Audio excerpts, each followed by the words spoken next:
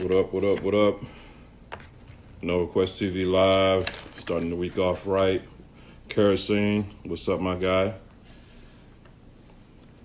We're going live today with DJ Ka5 out of Miami, Florida.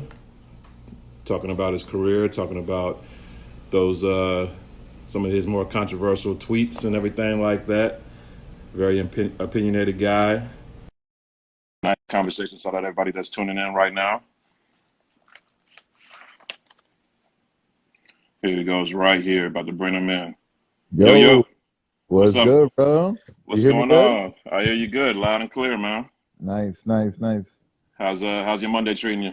Good, man. Just starting off my week. This is Mondays is like, I mean, with the quarantine, Mondays is like every other day for me, you know? Like Exactly. the beginning of the quarantine, I was like, yo, this is just like a DJ weekday, you know? Like like the day that you sleep in, you fucking put on your PJs, you don't do shit, you know? And but we've Right. been on this for like 40, it's been 40 something DJ Mondays, you know? Exactly.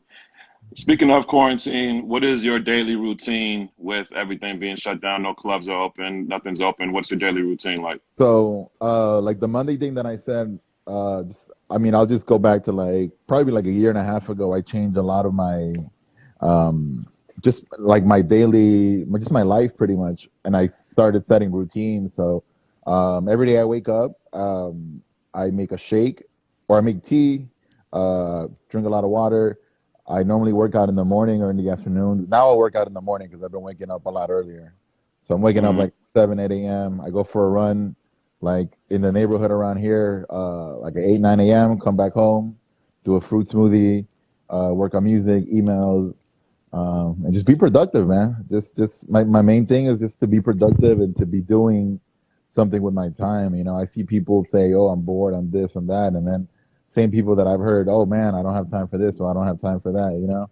It's No about excuse now. exactly. It's been about just time management and um so yeah, I work out in the morning. I come back and I've been cooking a lot of stuff here and just going through music and connecting with people, seeing how everybody's doing, and just literally just staying busy, man. Like best thing I can do, you know, is stay busy, stay keep the mind going and whatnot. And I've been working on Photoshop too. I used to do Photoshop stuff like shit when I was in high school and just kind of been working on that again. I've always been into design, always been into fashion, always been into the arts. I used to paint when I was a kid. Um, That's what's up. so just I have, you know, I have the time to do those things and I'm always kind of been like, damn, you know, shit, I wish I could just sit down and work on this for an hour or two. So yeah, No man, doubt. just that. So what about you, man? Tell me, I know you're the one that asks questions, but let me ask you some. Yeah, I So mean, for me, like I got a lot of. I'm actually enjoying quarantine. Like, right. I'm definitely, with me being newer down here in Miami the past year and everything, I've had to figure out different avenues to just keep on expanding my brand outside of just DJing and nightclubs. So, Right. a lot of ideas that I've had, and I've put them on the back burner just because, I'm either hustling gigs, going out, networking, whatever the case, or going back and forth from Atlanta. I've actually been able to do those now with this time, and even, with the Nova Quest TV brand, been able to build Right. that a lot more, start putting up merch and everything like that. But like you said, this is the cast interview, so we definitely gonna talk about you. I want to get from 2020 back to your childhood. Okay. I always ask this question to all the DJs when we start off an interview. When you were growing up, Saturday it's time to clean up the crib. What were your parents playing? What was the music in the household growing up? And tell people where you're from too. Okay, so I grew up, I was born here in Miami. My parents were separating when I was born, so I was raised with my mom in Nicaragua. And then I Mm, spent Christmas and summers with my dad here in Miami. So most of my life was in Nicaragua, but at the same time, I spent coming back and forth. My parents in Nicaragua, we would listen to a lot of salsa, a lot of like just classic, just party Latin music, you know, salsa merengue, Luis Enrique, Jerry Rivera, Juan Luis Guerra, like just fun music. And then my parents would also listen to a lot of Frank Sinatra, Gypsy Kings, a lot of like bossa nova kind of stuff. hmm Was it Havana Social Club? Like Little mix of everything. And then I also have there's five siblings in my family. So my older sister, I'll go down the line. My older sister would listen to like new wave and like 90s rock, like NXS, U2, um, back into the new wave, Depeche Mode kind of stuff. My older Hmm. brother would listen to house music, like 90s house music. Then I listened to rock and hip hop and everything in between. So there was always different avenues coming in. Then my other older sister would listen to a lot of like Spanish pop, like 90s Spanish pop. So all these influences that I mean, you've heard me play and you're like, yo, like, what is this? And it's like this random stuff that I enjoy listening to, or like stuff that I grew up listening through other people, or so there was just always like a mix of everything. It's a melting pot. Because then when I would come to Miami, I would be listening to Power 96 like Right. nonstop, to Zog and Laz and the freestyle, like the booty shit, like just a mix of everything. Mm. So I'm blessed to be surrounded around so much music that's influenced me into the person that I am, into the DJ that I am. So That's a great representation, right? I feel like Cass is a great representation if you're from out of town, because we do have a lot of people from that aren't from Miami watching this. If you ever get a chance to see Cass, whether it be at Wood or you just see his name on the flyer, go check him out because he kind of brings that real eclectic flavor that kind of can come. You can miss it if you just go to South Beach clubs and everything like that. It's not just one dimensional down here. Of course, people know about the Latin influence, of course, with Miami, but the rock influence, the freestyle, hip hop, everything like that. That's definitely a plus right there when it comes to listening to your sets. If you're just now tuning in, we're live here with DJ Cass on No Request TV Live. If you're just coming into the interview, this interview will be on our YouTube page next week probably, and you can rewatch the whole interview. If you have any questions for Cass, go ahead and drop them in the comments below. And we're going to continue on now. So, going from childhood, what was your first relationship with music as far as like, even prior to DJing? Were you picking up other instruments? What was your first relationship? I was listening to a lot of just stuff on the radio, and then I would record on the radio. You hear, hey, here comes so and so, and then I would hit record, and I always would try to like clip it, like like the song ends, like I never wanted like the radio host talking. I wanted the song, so I would just Hmm. record mixes, like hit record and stop, hit record and stop, and then watch TV. Like I was so infatuated, like growing up in Nicaragua, was so infatuated with like MTV, like Mm. like everything from like the alternative mid '90s to like the late '90s TRL kind of stuff. So like I loved everything I saw. I loved all the music I saw, and I wanted to play a lot of that out. So like getting into high school, like um, in Nicaragua, we didn't have like like there wasn't a DJ. Like DJing wasn't like a hobby. DJing was like the DJ was like an employee for a Mm. party, or it was never like something that was normal until my friend's older brother was like the DJ at a club, and it was like him playing what he wanted and him doing something different, and it seemed cool, and that's what I wanted to do. Like he was playing house and trance back then. This is early 2000s, late 90s, and he was playing everything, and I was like, yo, I want to play rap. I want to play hip hop for people because my friends like it. It's not on the radio. It's on MTV, and everybody was watching MTV back then. Right. So I always wanted to like distribute music to people, and that was my thing, to like in Nicaragua, to be able to play hip hop, to bring this music that I was burning in CDs. I didn't know how to DJ, but we would do parties, and the DJ would help me like mix this in or mix it, fade in and fade out, whatever. So from there on, I always had the itch. I always wanted to kind of like like I said, show people. And as time went by and I started discovering things, I got the opportunity to like buy equipment. I did that later on in Miami when I moved here at 17, and from there on, I just been experimenting. Like it's literally all I do. So. Who would you say is your main DJ influence? At 17 years old, who were you looking up to? Back then it was Craze. Craze was the man, Mm. I met Craze when I was 17. He's Nicaraguan, and when I was a senior in high school, he came down. They did an event, and he came down, and I remember like promote like begging the promoters, like, "Yo, man, like, I gotta talk to this guy. Like, and Crazy to this day, he's still not like a diva, and he's not That's anybody true.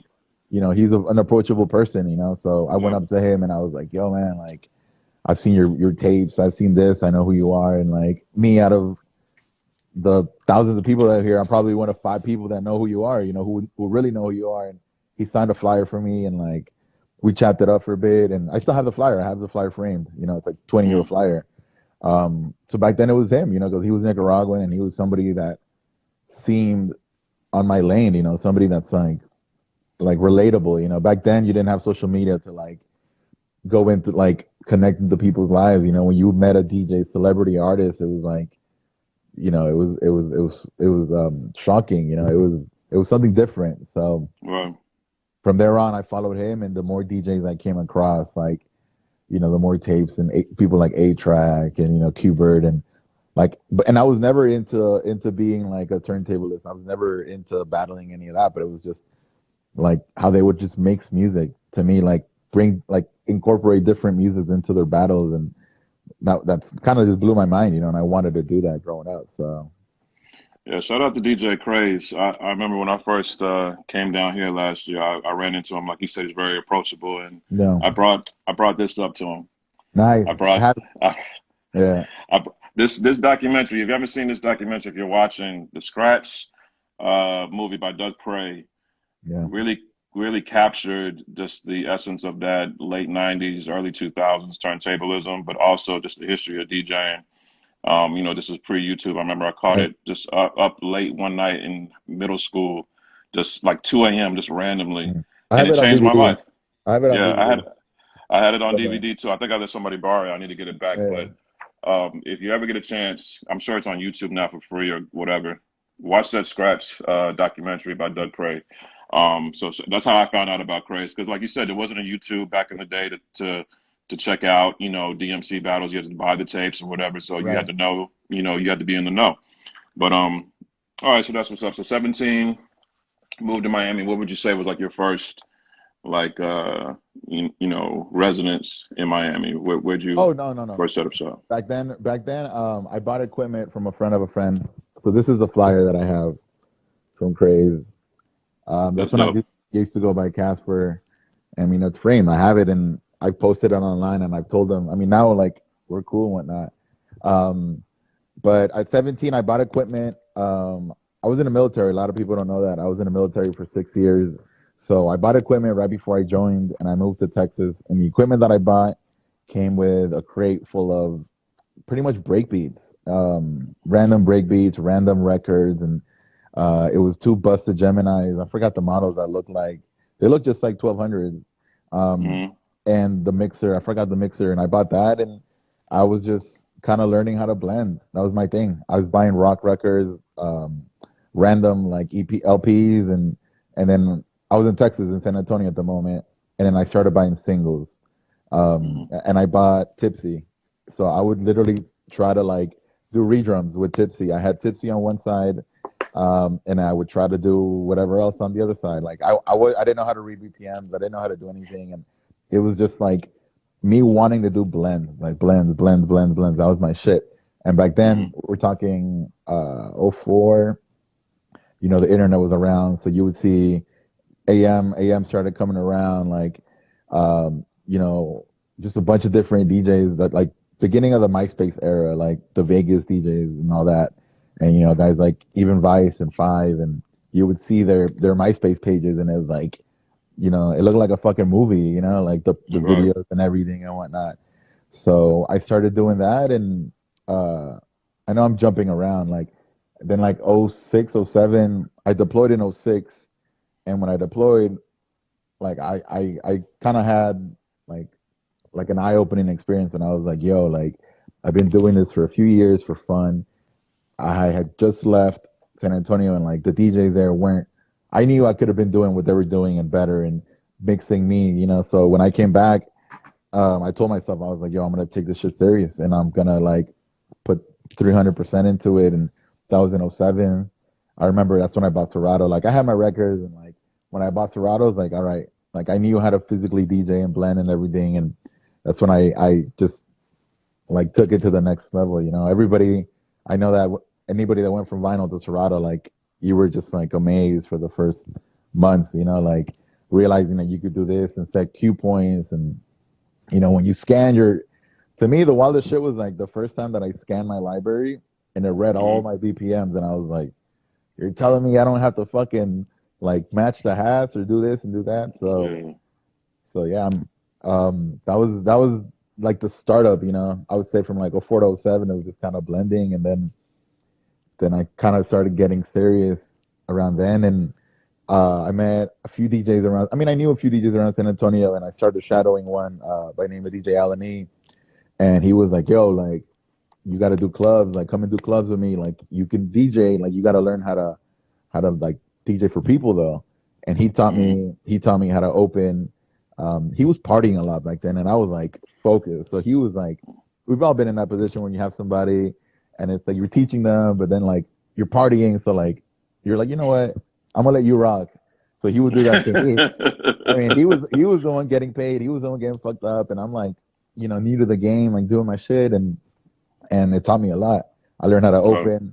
I learned how to close. I learned how to play for people. I learned how to play for tables. I learned how to transition up and down. This is, you know, mid 2000s to late 2000s when like mashups were starting to hit, and that was a big thing because I was coming to Miami and I was listening to Mauricio and listening to these guys doing these crazy big room mashup sets, and in San Antonio they were still on. You were a techno DJ or you were a rap DJ, like like you were one of those two, you know, like. But then when mashups came around, it was like, all right, so like the rap DJs were playing up tempo rock shit, and like the house DJs were playing like these remixes, and that's when I was like, all right, let me take shit serious, and I went from there, and I started just absorbing everything. I would, you know, go out and see DJs and hear DJs, hear mixes, go online and connecting with DJs. That's when I connected with Audio One, DJ Audio One from the Bay. Just on Bezo and different sites and just networking. I've always been about networking, man. So Yeah, definitely. That's a real key with DJing. You know, you can have all the skills in the world, but if you don't know how to introduce yourself to people and, you know, keep in contact and have genuine contacts, because, you know, DJs, we can see through the bullshit real quick as far as someone exactly. that's just trying to cap off of you or somebody that's actually trying to establish a relationship. We have a question here from DJ Ray Social. He says, has it been hard rebranding and dropping the killer out of your name? Um, it's funny because so I'm gonna break it down. I don't think I've ever said it. I said it on our podcast, but I said it. I don't think I've ever said it like in public. Mm-hmm. So my management has been trying to get me. I've been with my management for about 7 years, and about 4 or 5 years ago, 3 years into them, like everything was going good and you know working everything, and my manager was always like, "Yo, like this is gonna like bite you in the ass. Like it's very aggressive. It's very like killer, you know, like but it killer." So I showed the flyer at Casper. I used to go by Casper, and like when I started DJ more, I was like, yo, like DJ Casper is such a common name, and like shout out to Casper from Tampa, and I know there's like a million other Caspers everywhere. So one of my old roommates used to call me. You remember the Down and Out Killer Cam Kanye when he's like, knock knock, who's this? Killer Cam, Killer who? So my Yeah. old roommate would be like Killer Cass, Killer who? Like that was our shit.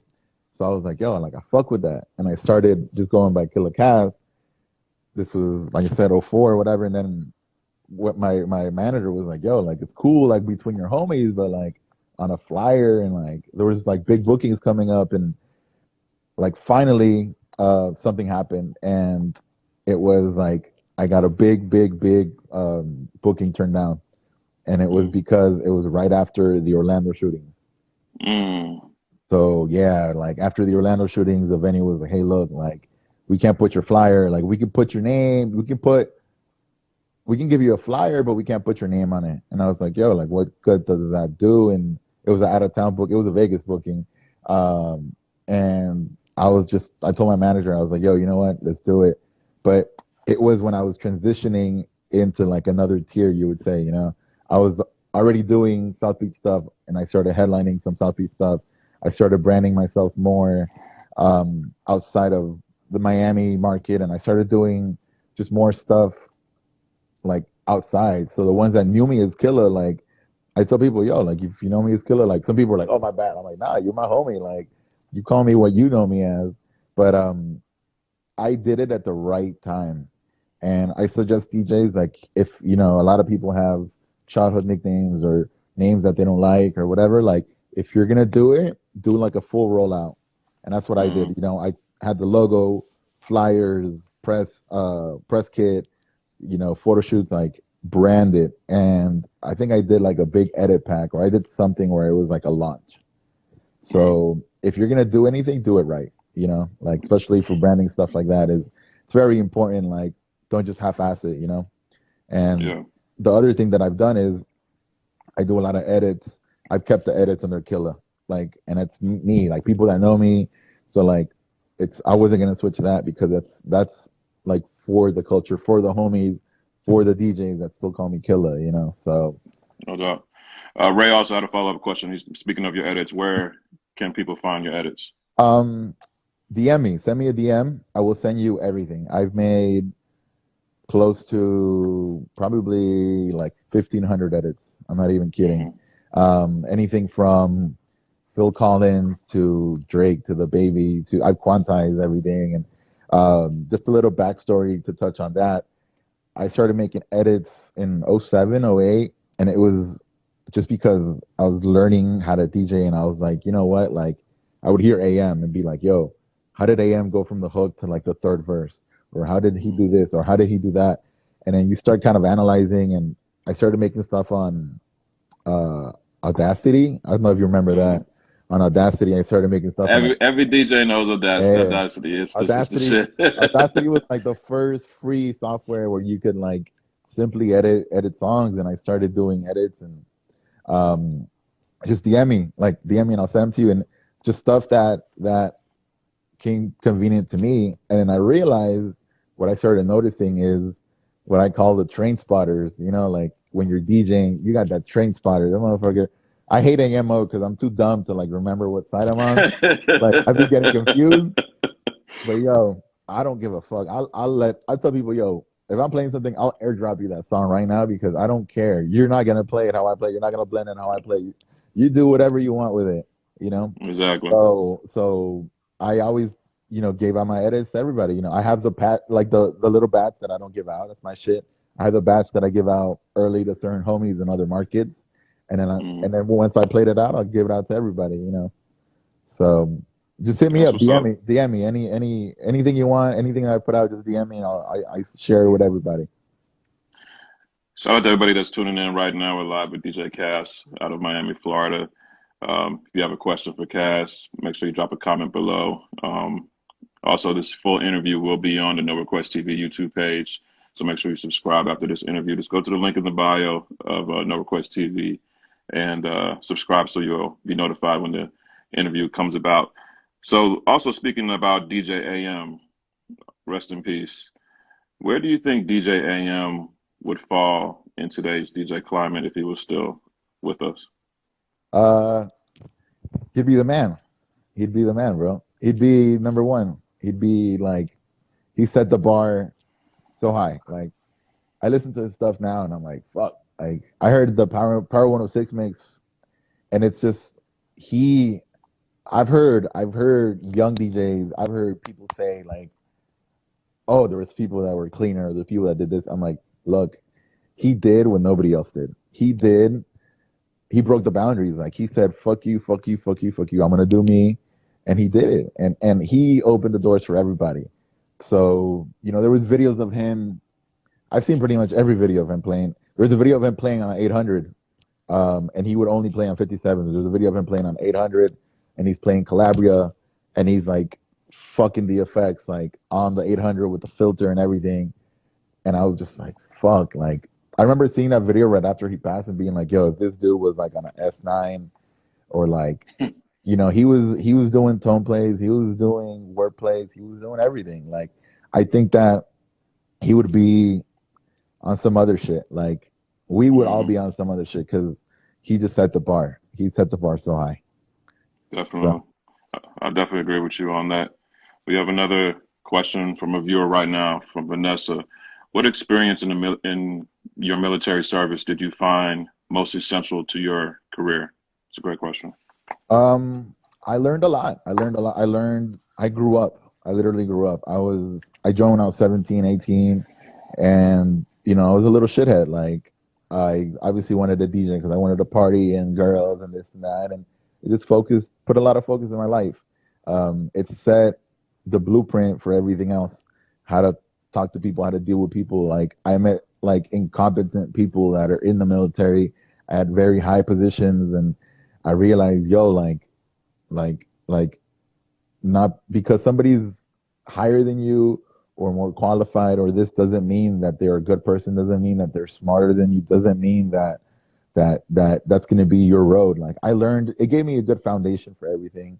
Like, I joke around a lot, I fuck around a lot, but I'm always on time. I'm about my work, I'm about my shit. Like, I take this shit very seriously. So it's the backbone of everything I do. Like, I think about that in everything. Sometimes I deal with people and I'm like, what do you mean? Like, you don't pay for this, or what do you mean you don't do that? And it's just like, just kind of put the structure in there, and I'm glad I did it when I did it at the time that I did it for as long as I did it. Cause when I got out in '08, the last year and a half that I was in the military, right? Like, when I got out of when I came back from my deployment, I was in the military. I was going to school. I was DJing Thursday, Friday, Saturday, and I had a girlfriend. So, like, Mm-hmm. all those are full-time jobs, and I learned that while I was in, and I love meeting 19-year-old DJs that live at home that tell me, "Oh man, I don't have time." Fuck Like, out of here. like little shit like that. It's things that I learned. I was doing PT in the morning, waking up at 7 a.m. Like, I was doing Right. like it's just the backbone, and I'm glad that I did it. No Um, doubt. Appreciate that question. We have another question also from Kinder. With the new technology DJs can use, are there any ways to still break barriers and create unique techniques? yeah, 1,000%, 1,000%. Yeah. I'm on the S9. I have it mapped out. A lot of people that see me play are like, "Yo, what'd you hit or what'd you do?" I have I've been using pitch and time, and I have a key lock. So, like, I scan all my music to read the key, and I make acapella outs to where I match the acapella. I bring it down to the same key as the next song. So it harmonically sounds good. Like, that way I can take people in a ride. If it's like a harmonic outro and I have this beat and it just flows, like stuff like that. And then cue points. Serato does the jump thing. I don't use that. I just do it manually. Like, there's so many different avenues and there's so many different softwares coming out. Quick pitch, Stemverter, DJ C-Flow just came out with Stemverter. It's an app that splits the stems from any song.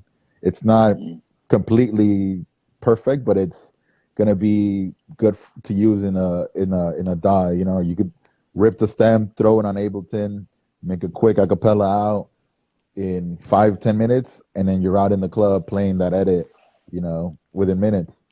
So there's Okay. always gonna be ways, and to me, I try to use all these tools. I'm not like anti anything. Like, I don't use sync just because of I enjoy manually matching the songs, I but don't use it either. there's people that use it, and it's allows them to do even more stuff. I'm not against it. Mm, Use what you got to use, do what you got to do, and they're all tools of the trade. definitely. Going back to the previous question, just talking about balance and, like you said, balancing your military career at the time, DJing, girlfriend and everything. I went through I want to pull up this tweet that you tweeted Here out we go. last year, at the end of last year. Here we Here we go. go. Comes the heat. It's Yeah. If you haven't followed DJ Cast on Twitter, he's one of the best. Thank you. Uh, Talk a it's lot one of of your shit. best decisions. Yeah, one of your best decisions you're gonna do is follow DJ Cast on Twitter, DJ underscore Ka5. But you had a tweet saying, "I salute and respect every single DJ, significant other slash partner. Y'all put up with a lot. Thank you. At the same time, DJs, remember this is your career, not theirs. I've seen partners destroy DJs' careers to the point of no return." Go into that a little bit, just balancing relationships with having this job. Um, Real quick.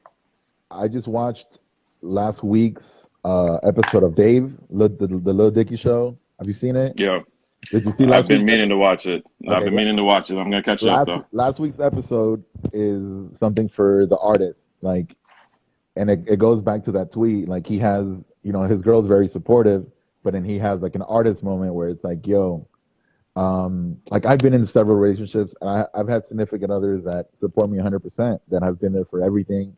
Like I've never been with anybody. First of all, I would never be with anybody like that in my life. Like everybody that I've ever been with, you met me as a DJ, I'm gonna be a DJ. I tell girls, yo, like if we're dating, this girl that's talking to me, the bartender, might be a manager in 5 years. In 2 years, in two days. Like Yeah, I handle this like the most professional way I can. Like I don't fuck around with bartenders. I don't fuck around with promoters. Like, yo, like I don't shit where I eat. And with my significant others, I tell them, look, my job is my job. If you're gonna be with me, you're gonna support me. If you don't want to support me, you can go be with somebody else. And they have to understand. You have to communicate. You have to tell the person, hey, this is part of my job. At the same time, you can't be a fucking asshole and be, creeping on the side or doing your shit. Like this thing, you can't do this by yourself. You can't build a career on yourself. If you have a team, management, or if you have a significant other, whoever's around you has to be with you 100%. They have to care about you even more than you care about yourself at times. Because there's times when you're so into your head and you're so into this and you think this, that you kind of have to be realistic and be like, yo, fuck, that is not possible. You know what? Let me take a step back. Let me rework on this. This is not my best work, or this is not this, or this is not that. Um, it's hard. It's another job, man. Like I've had DJs that I know DJs that their girlfriends or whatever have started fights in the booth, have mm, caused scenes, like have brought girls in the booth, like, or have come to the club, have done this or have done that, and it's insane, man. Like imagine working at Bank of America, and I walk into my girlfriend's desk job, and I'm like, "What the fuck are you doing?" yeah, Like yo, like it's fucking insane. It's really insane to me. So it's just, I've learned a lot throughout the years, and just surrounding yourself by the right people, especially if you're gonna have somebody in you, like in your personal space, they have to be with you 100%, and communicate. Like exactly. that's very Communication is important. Yeah. definitely the name of the game is communication. And just like you said, that was a great analogy as far as like what if our partner worked at Bank of America or whatever. I always say, if I was a garbage man, would you want to ride on the back of the garbage truck with Right. me? No, There you you gotta go. let me do my job, There because it you stinks go. back there. So There just you because our go. jobs look attractive and like we're having fun and everything like that, and things can get misinterpreted a lot of the times. Certain communication, it takes a really strong partner. And shout out to some of the female DJs that are in here too, Right. male or female, to be confident in y'all's relationship, so that those little insignificant, meaning, innocent, not to say insignificant, but innocent conversations or whatever the case don't get misconstrued. Right. Um, Shout out to all the viewers in here right now. We have a couple more questions for Cass. This one right here is from Ray Social. He said, "You mentioned networking. What tips, suggestions, advice do you have about how to properly network?" All right. This is the I should sell this. DJs, never approach a DJ with the expectation of getting booked. Period. Period. If you talk, never approach anybody with the expectation of getting anything in return. Right. So let me break it down. I've been in Miami. I talked about San Antonio. I'll break down when I moved here. I was doing clubs with Alan E for about 2 years in San Antonio, and I capped. I was doing, you know, parties for the Spurs players. I was doing the top venues. I was doing everything that there could have been, and I literally stopped myself, and I was like, I've been doing clubs for 2 years. I've been DJing at the time for 6 years. I was like, yo, where can I go? Where am I? What am I gonna do? So I came to Miami, and like everybody else, you're probably the only one. You're probably the only DJ that I've met that's moved to Miami and hasn't been this way. I mean, you've been around. You're a lot, you're a lot not more knowledgeable than most people. But when I moved here 10 years ago, I was like, yo, I'm from San Antonio. I'm doing this, I'm doing that. And my first night out, dream shattered. First night out, dream shattered. I was like, I went to see, it wasn't even Conflict. I went to see I went to see like a scam guy or somebody, and I was just like, fuck. Like, I just, I just literally left that night, and I'm like back to the drawing board. And Right. I analyzed Miami. I analyzed the market. I went out every night, not talking to anybody, and I just knew what I was getting myself into. At the same time, I was going everywhere. I was like, reading DJs that were doing the South Beach stuff, the guys that were doing Purdy back then, and the more what it's now Blackbird, and I was going out. And when I was approached DJs, my main thing was, hey, first of all, not when they were mixing, not when they were Right. doing something. If I saw that they would drink, I would just go to the bar, not even talk to them first. I would go to the bar, get them a shot. Mind you, at South Beach, I was spending $20 That's a at the lot of bar money. for them and for myself. Mind you, I was working a retail job. I was like grinding. When I tell Yeah. people I went into debt. I went into Mm. debt. I had a credit card that I just ran to the ground at Mansion, Set, Louis, all these, just going out. Hey, yo, what's up, man? Hey, the DJs make, like, I would see him in between songs. I would bring, yo, what's good, bro? Here's a shot. Oh, nice. Oh, cool. Oh, thank you, bro. And then they'd be like, what's good? I'm like, yo, I'm Cass. I'm Yeah. out here, whatever. Oh, cool. And then like I would just touch base with them, and then when I would leave this, and then like if it was him and another DJ, I would like just, you know, just talk. Not Yeah. about DJing, not about, just be like, yo, what's up? Like, show your presence. And I learned a lot from Conflict, and it was the few things that, like, main things that I learned is make yourself. How are people gonna remember you? Like, when you come up to me, like I would always kind of dress the same way, like Hmm. I wouldn't wear a hat sometimes, like, because now I just don't give a fuck. Now people know me, but if you wear a hat, then you don't wear a hat. People don't remember that. Like, Exactly. oh, who are you? And I started just going out every night, and people would see me, and I would approach certain DJs, and, oh, you're a DJ? That happened with, like, oh, you're a DJ? And what hurt me too is that this is 2010s. Like, this is when everybody was a DJ. Oh, you're a DJ, Right. you're a DJ. So when I moved out here and I started networking and opportunities came around, it was different for me because I came with experience and I knew how to read a crowd, and I was doing my research. I learned how to DJ till 5 a.m. I was learning Hmm. how to DJ because I'll say it, I still don't know how to DJ till 5 a.m. because it's such a mind, like, it's such hard work to do. So now, even now, like, as time went by and I started meeting more people, I never put myself first. I never asked for a gig. I've Hmm. never, I've hit up my homies like later on when you build that friendship, and it's like, hey man, I'm off this weekend. If you hear of anything, let me know. But I was never like, yo man, like this and this and that, like put me on. When I started hanging around more people and they saw that I was a DJ, they'd be like, yo, I need an opener. Or I would let them know, hey man, if you need a closer or whatever, like, like if it ever happens, or like, I would kind of throw it out there, put it in the universe. Right. Um, and then when those opportunities would come around, I didn't expect money. I didn't expect anything. If a DJ put me to close or a DJ put me to open, I didn't expect shit. Right. I've hit up DJs, and the first thing they ask me is, what's the budget? Hmm. Oh, what?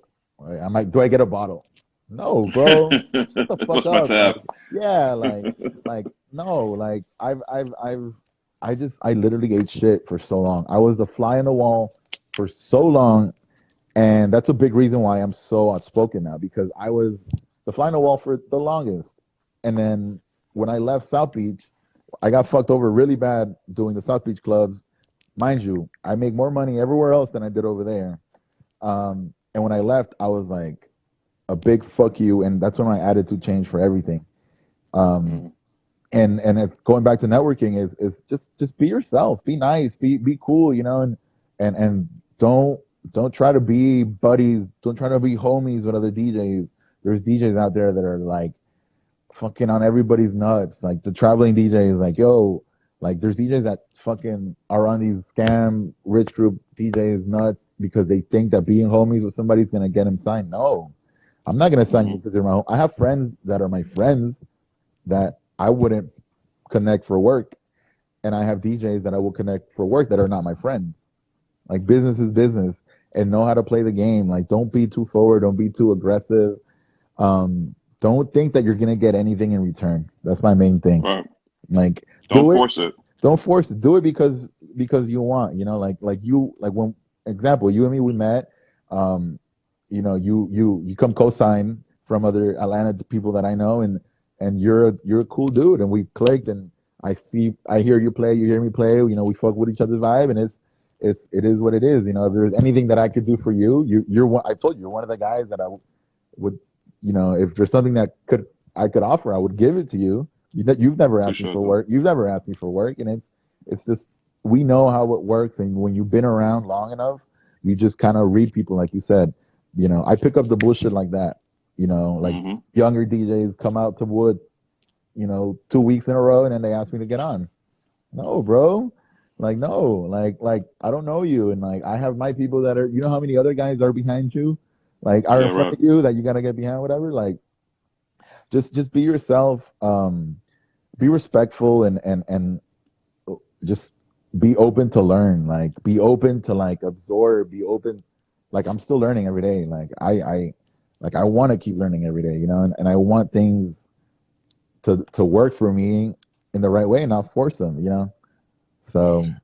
No doubt. I think that definitely you definitely could write a book on that, like you said, and Right, sell we it. can keep going. We can keep going, man.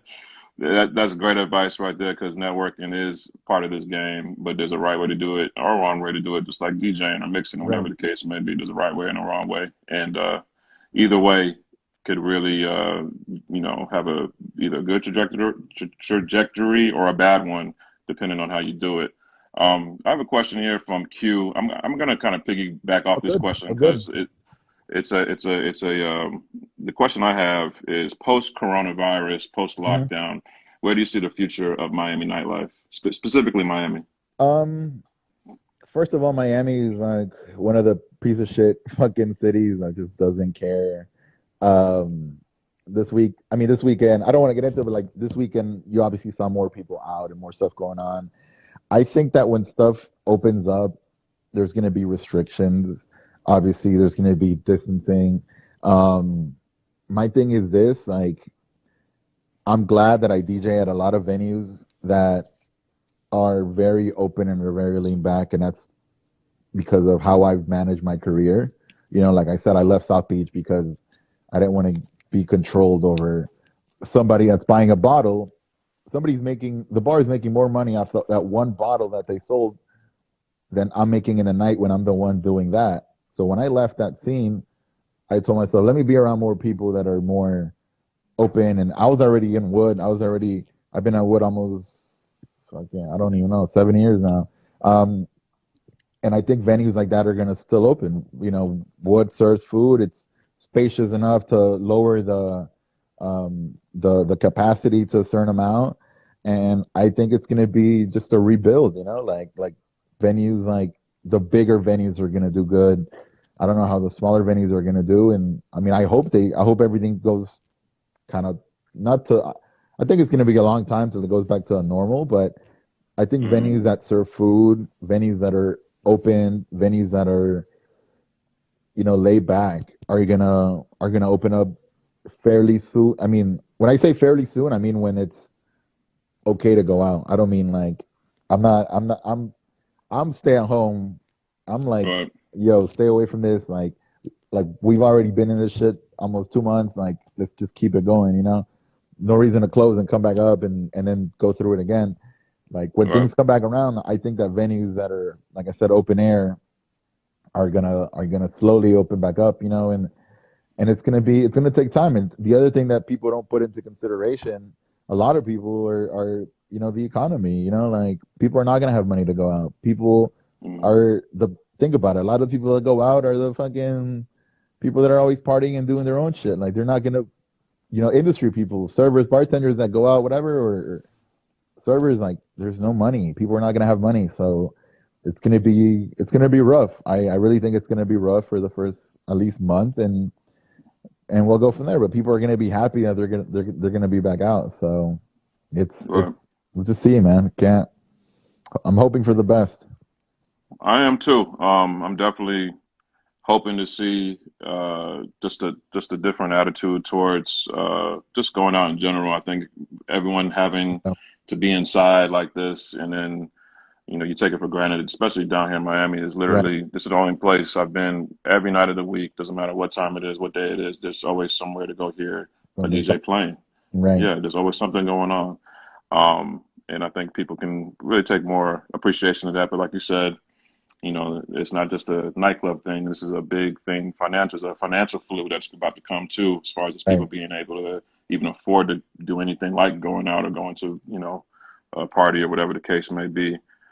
So with that being said, we're gonna catch you on IG Live and not in the clubs Yeah. anytime soon. But with talking about IG Live, you did have a tweet, basically it's just calling Yeah. out fake IG Live viewers. Yeah, I mean, I'll Talk break it. talk about Look, that. I'll break down the fake everything. I'll break down the fake everything right now because, Okay. like I said, I was a fly on the wall for the longest, and then when I surpassed not skills or position or whatever, but like I guess more knowledge. When I surpassed people with knowledge and knowing how things are, I was like, wait, you're preaching this, you're doing this, but it's not right. You're putting out the wrong idea and you're letting people believe the wrong idea. So social media to me, like if I wasn't a DJ, I wouldn't be on social media like the way that I am. You know, Same. it's a tool for Yeah. us. It's another tool that we can use to build us to build or break us. And my thing has always been is interaction with people. Like yo, like I have I think 4,000 something followers, and I communicate with a lot. I reply to all the DMs. I reply to everything. Every young DJ that's hit me up for advice, I always reply. Like, I will talk to you. Like, if you have seriously, I will. If you can't set up your Serato, FaceTime me, and I will help you. Like, I've Right. helped everybody. How are you gonna put up yourself in a pedestal with 10,000, 15,000 fake followers to let people believe that that's who you are and that's the image that you're portraying? I understand that you're trying to get like brands and clubs and certain like to be noticed to use that for yourself, but if your foundation is flawed, like you're gonna fall in the end, you know? It's just like Hmm. DJs that have been DJing for 5, 6 years that want to headline a club or want to go play in different markets or want to go do this and do that. I'm like, your pockets aren't deep enough. You can't do a baile funk set. Like you come from North Carolina or Georgia, and you come to Miami to do a baile funk set. Can you play for Brazilians in a room? Hmm. No, man. Like if you're from Miami, you know, like how much music have you learned since you've been here? You know, like you hear so much A different lot. shit and you absorb and you incorporate it. So putting out fake followers and fake this and fake that is like it's crazy. So with the whole coronavirus shit, like I think everybody got humbled. You know, I've seen piece of shit DJs that are so full of themselves bring it down to earth. I've seen guys that are so full of themselves disappear.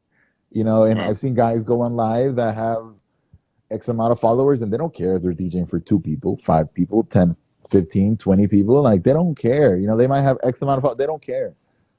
So why do some people have to validate? I'm talking about big names like top celebrity DJs DJing for anywhere from 5 to 100 people. Like they don't care.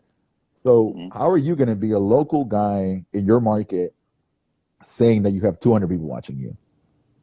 Like people are going to come in and check your shit. And then example, like we've had around 10 to 15 people in here the whole time. I see who's joined. We see who's joined. You see the chat, 10, 15 people. You have 200 Hmm. people. The chat's going to be fucking popping. The chat's going to be Right. lit. Like the things that are common sense to me should be, I mean, are kind of common sense. Like, yo, like you are selling yourself short. Like, it's more of a joke. You're not validating anything. And the fucking screenshot that I said, it's like setting up the fucking stuffed animals to watch you play. Like it makes no difference. It makes no difference. It backfires and it makes you look like a dumbass because you're spending money during a time when people aren't making money to make people believe that you are doing better than you're not doing. Like I'll tell people, yo, like I haven't gotten paid in 6 weeks. You know, I haven't made a dime in 6 weeks when it comes to DJing. Like, and I'm honest and I'm real, and I'm gonna tell you, yo, like I'm my back. I looked at my bank account waiting for that check, and like, we're all humans, right? Right now we're fucking humans, man. Like, act like a fucking human, you know? Right. That I like what you said. This has really humbled a lot of people. This is Yeah, really it's been a great humbling tool, whether you like it or not. And I think it was well needed. Definitely. The negative side, people passing away and everything. That's right, definitely not the move. But as far as just people just like, yo, just chill out. You're human just like I am. One right, hand washes the other, and this has really put people back in their place as far as not just DJs, but all these pseudo IG celebrities or influencers or even artists or whatever the case may be. No one's making money right now. The only people that are right, making money are the grocery stores and people selling those masks. That's right, it. right, So if you unless you're one of those two, you're not making money right now. So like, there's no need to front in the middle of a pandemic. You look crazy doing that. right. Um, getting off of DJing though, what is your favorite Curb Your Enthusiasm episode? Whew. Yo, the first one of this season was amazing. Like, Okay. I have certain, to me it's like certain clips, like like and you know what's wild? Whenever I watch it, like whenever you watch it, you go out and like you watch it like 2 days ago, and then you're like, huh, this is a curve scenario right here. Like like all right, the classic, my favorite is the Chan cut. The Chan cut episode where Chan cut, yeah, that's he's standing in line, good. and then he's like, yo, yo, yo, yo. He's like, like the old fashioned Chan cut. He's like, what do you mean? He's like, you haven't seen this person in years, or you wouldn't You're come right. talk to them for no reason, and you want to come and talk to them to cut in a line. Like, yo, we Yeah. were we were at my boy's wedding, like literally the week before this happened, and we're in line waiting to eat at the buffet, and then like the fucking aunts and this, and we're like, yo, yo, hold on, we don't care if you're the best man, Chan cut. It's just scenarios like, yo, Curb is the best. I tell anybody from any background, anything, like, yo, Curb is life. Like, Curb is scenarios that happen to everybody. Like, it's so good. Like, but the Chan cut to me is the most perfect one. Chan cut's good. My Yeah. favorite is probably the terrorist attack Oh my god. episode. I kept telling people, yo, I wish that there was, like, obviously there's not gonna be, but like a corona. Imagine, like, yo, Larry David throughout all this coronavirus, like from the beginning to now. I mean, he's posted Right. stuff. I know he was on SNL and everything, but like on the fucking coronavirus tip, because he's even on the last on when he opened the coffee shop, he fucking had the Purell on each table and everything. Like, he's been a germaphobe, so Exactly. it's it's Yeah. it's an amazing show, man. Any Netflix recommendations? I know you talked about Dave, but anything? What are you watching right now that's popping? I'm watching Dave. Literally, my schedule is Dave. Like, that's the beginning of my week. Is Dave. Watching Westworld. This season's been like super left field. And I'm watching Casa de Papel. What's With up? Money Heist. Money Heist. Is that what it's called in English? Okay. Yeah, I'm watching that. Uh, That one's in Spanish. And I'm trying, like, going back to like scheduling your days, like having a routine. That's one of my mm, things. Like, I'm always, when I work out, if I'm gonna work out, make a shake, I'm gonna do this, I'm gonna work. Like, I don't like to have the TV on if I want to get work done. I'm not a TV in the mm, background kind of guy. I like to, now that I've been doing like more design shit, I will be on my laptop doing that. That's more flexible, and have the TV on. But if I'm like working on music, if I'm doing emails or like, no, no, sometimes not even music. Like, I'm just focused. Um, definitely. but I try to make TV like the end of my day, and I try to make that like, all right, like the reward, I guess, like the finish line. Like, I'm gonna watch this Hmm. because it's like the end of the day. But I watched Entourage. I watched like the last few seasons that I kind of like browsed, but I hadn't finished. I watched that. And then random, just falling into YouTube K-holes like always, like fucking who produced this Hanson record, like who made the scratches on Mbop. Like, I'm Yeah. so, Right. bro, like, I listened, like I was listening to Spice Girls, and I always, that's like my wildest shit. Like when I listen to pop records, I always want to go Mm, back and see who produced this record, who make the scratches, because like production on '90s records is wild. Like the production is so clean. Like there's yeah. so much money behind those. Like like the NSYNC records, the Backstreet Boys, Spice Girls. Like these records, they were so like produced, like man made, as in like the artists and everything was built that like the production is so good. Like they had the money to just throw in it, like throw money around to make a fucking NSYNC record. Like They definitely had those budgets back then. yeah, You can hear it. You can hear where the money went. It didn't just go into someone's pockets for doing some no, bullshit. Um, well, we definitely want to thank you for taking some nah, time bro. out your day. Thank you, man.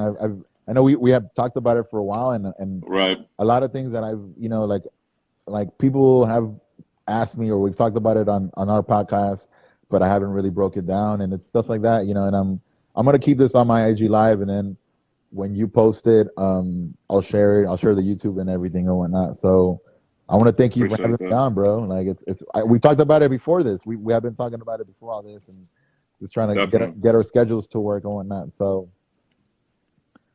but I know we're coming up on the hour, right? Yeah, the hour is about to come, so I just wanted to tell everybody thank you for tuning in. That, like Cass said, this interview will be on our YouTube page. Just go to the link in the bio, subscribe, and you'll be notified first when it comes on. But thank you for everybody that tuned in with the questions, and we definitely covered a lot of topics today. And whether you're a DJ or not a DJ, or just have an interest in DJing, we hope that you were able to learn a lot from Cass. That is the purpose of No Request TV, is just to kind of, give some voices to. A lot of these creative minds that a lot of the time they'll just put it in the background or just in the corner of a club or anything like Right, that. There's a lot to learn from DJs, whether it be from a marketing standpoint, nightlife standpoint, or just life, right, because we're out here living life, exactly. every single night of the week, whether it be networking, working, whatever the case may be, doing it coast to coast all over the world. So, DJs have something to say, and that's what No Request TV is here for. So Right. make sure, give them your socials, Cass, so they can find First, you. one last thing. Shout out to everybody in the chat. I don't want Hmm. to butcher anybody's name. Miss Black, Blink the Hmm. Link. What up? Kinder, What up, Blank? my brother DJ Lomo. Yeah, at DJ Ka5 on Instagram. DJs, like if you want the edits, any help, any kind of tech support, I can help. If not, I can forward you to C-Flow. He does a lot of stuff at DJ Ka5, and then at MIA Radio. That's the podcast I do with DJ Zaya. It's Miami based, not only DJ stuff. Um, just trying to do everything. Just hit me up. Feel free to hit me up. I reply to everybody. However I can help you, I'm here for that. So No doubt, no doubt. Definitely, once again, this is No Request TV, live with DJ Cass, and we're going to be back tomorrow at noon interviewing Shay Mack out of Atlanta. So amen. make sure you stay tuned for that. All right. All right, Cass, be easy out here. All right, brother. Thank you, man. Stay safe. No doubt.